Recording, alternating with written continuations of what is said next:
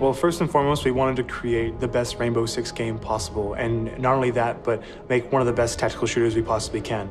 That's why we're so pumped about making this game and being such avid shooter fans, is we're genuinely excited about what we are creating and the game that it's turning out to be.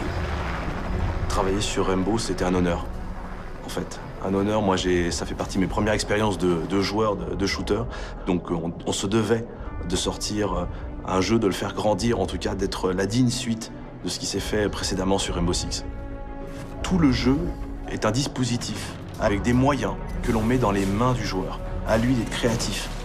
Il arrive un moment donné où nous, on a atteint le seuil de notre création, on a besoin de la création des joueurs sur notre propre sandbox. Maintenant, il est temps de voir comment elle réagit, voir comment elle s'amplifie. Le seul moyen maintenant d'aller encore plus loin, c'est la Gate Alpha. We're a very player-centric game, and every iteration has gone through evaluating what the player will do and making sure the game is not only in a playable state, but it's always fun. Une alpha, c'est le moment le plus sacré en fait que tu puisses avoir dans ton temps de développement, parce qu'après c'est beaucoup trop tard. C'est le moment où tout peut se jouer encore et tout va se jouer avec le joueur.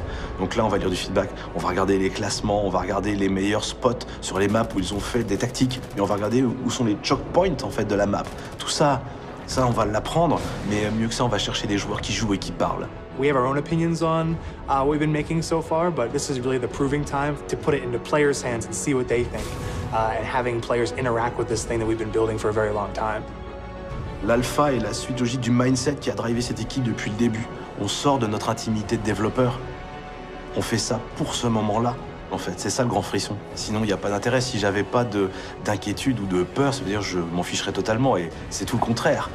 C'est tout le contraire. On vit pour ça. C'est ce moment d'adrénaline. Le moment où on allume, on commence à appuyer sur les boutons, on va envoyer la version. Et voilà. Et ça arrive. Donc on vit pour ça.